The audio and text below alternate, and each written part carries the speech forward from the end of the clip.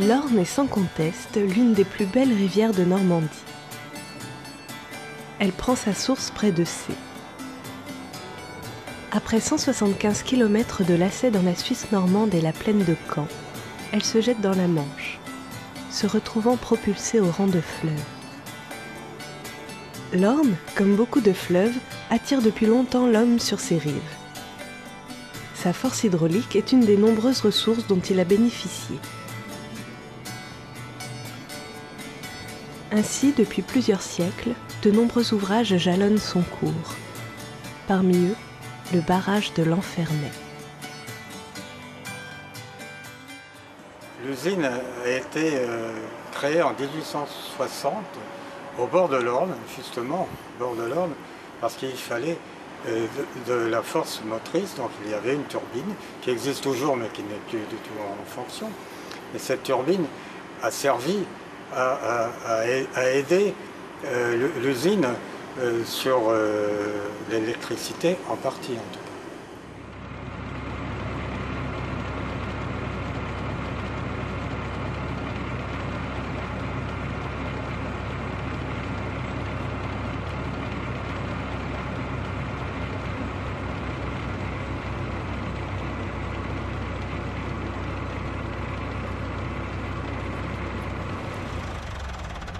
On était face à un ouvrage qui était en totale désuétude, totalement vétuste, où l'usage avait complètement disparu suite à la tempête de 99.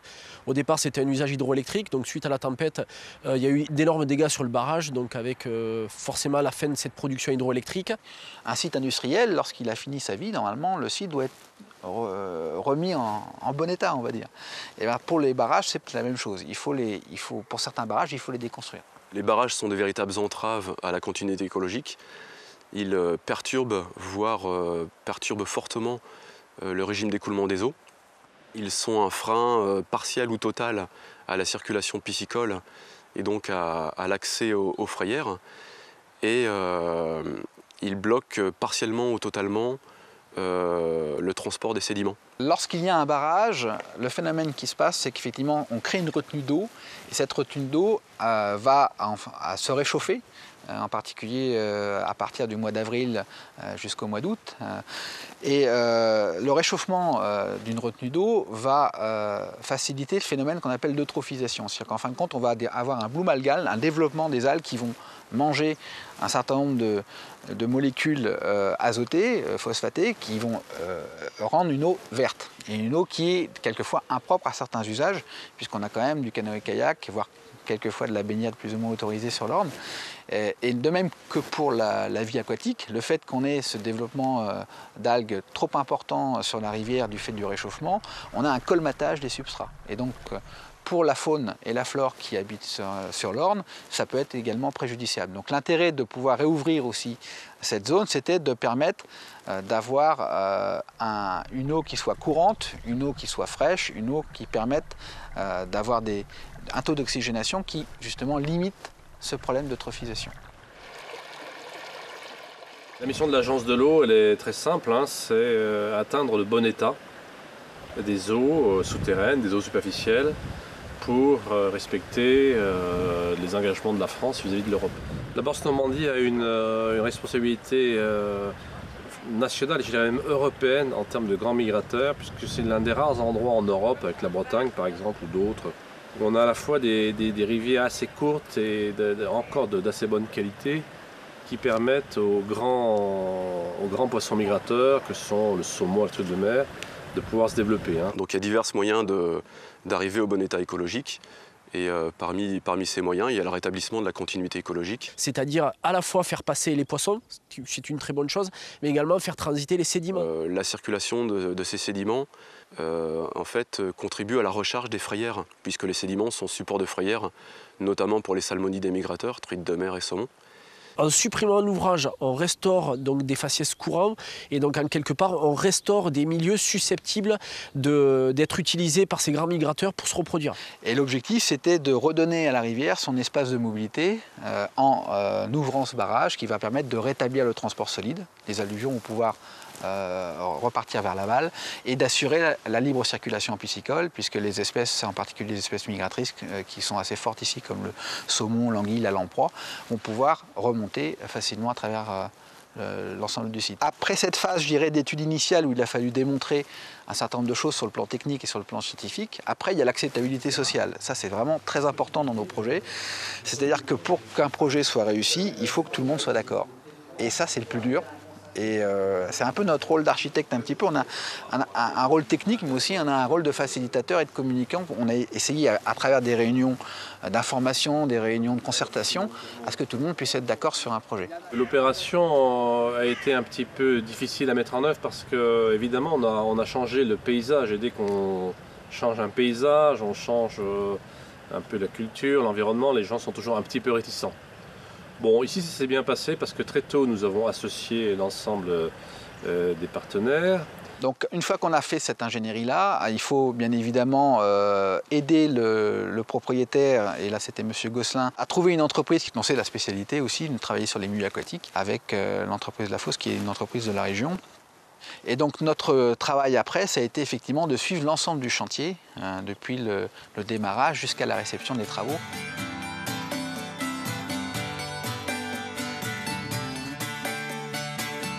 Après les premiers préparatifs, le chantier débute réellement avec le démantèlement des vannages du barrage.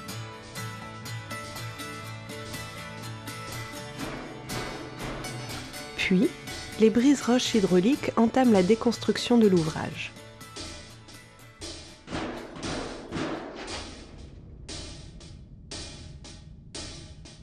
Au gré des terrassements, le lit mineur du bras secondaire est modelé par les engins.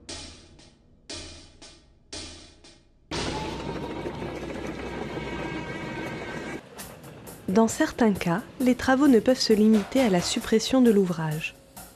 D'autres aménagements sont nécessaires pour ne pas fragiliser les infrastructures existantes ou créer un préjudice aux riverains et autres usagers.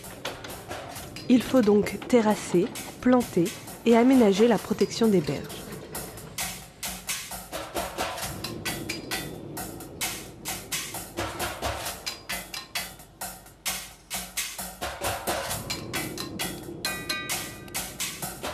Ces aménagements légers permettront d'assurer un maintien minimum des berges, tout en autorisant un ajustement, en douceur, du nouveau lit au gré des crues. Le développement de la végétation rendra progressivement au site son caractère naturel.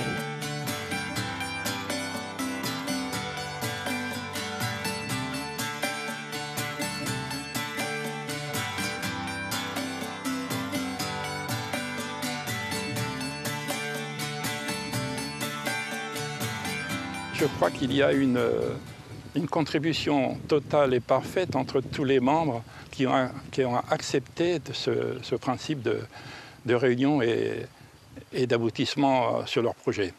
Se mettre autour d'une table, réfléchir ensemble, trouver des solutions et des compromis, je crois que c'est vraiment ce qu'il faut retenir de l'opération, en l'occurrence de l'Enfernet. Il faut toujours associer le passé, la connaissance qu'on a d'un endroit au moment où on fait des aménagements. Ça, c'est la leçon que je dirais. Les aménagements sont superbes, mais il ne faut pas que les aménagements soient imposés, il faut qu'ils soient partagés, il faut qu'ils soient discutés, négociés avec tous les acteurs locaux, tous ceux qui vivent là. On a tous en commun, a priori, la passion de l'eau, l'amour de notre rivière, l'amour de notre territoire.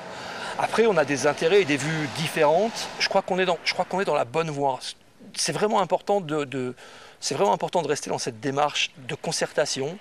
Le slogan du SAGE est « Pour une gestion concertée de l'eau ».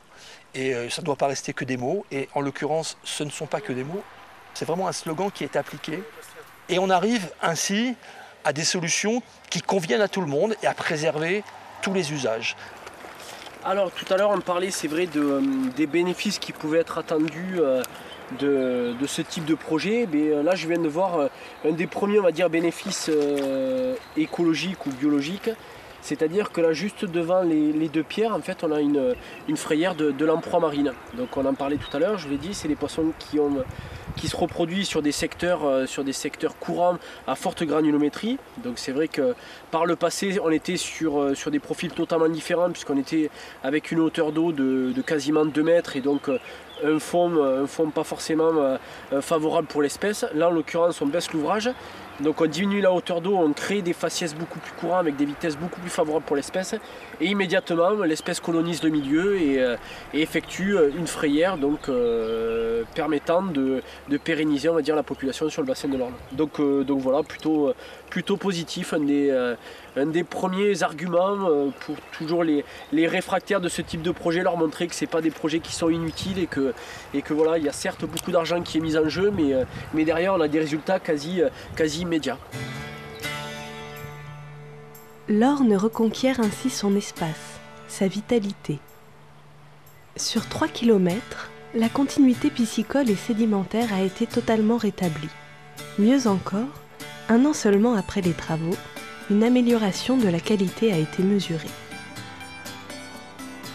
L'opération de Lanfernay nous démontre bien qu'en complément des efforts considérables réalisés ces dernières années pour réduire les pollutions ponctuelles, l'effacement des ouvrages est un facteur clé pour retrouver des cours d'eau de qualité.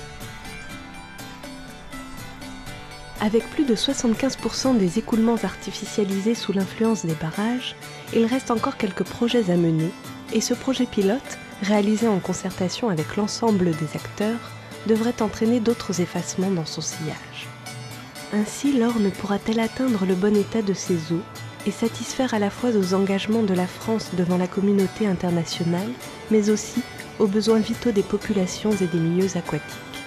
Car s'il est une leçon à retenir de cette opération, c'est que l'on ne pourra pas atteindre cet objectif de bon état sans effacer la plupart des ouvrages qui, faisant obstacle, endommagent gravement nos rivières. En effet, l'eau et les milieux aquatiques sont des ressources et un patrimoine essentiel pour l'humanité.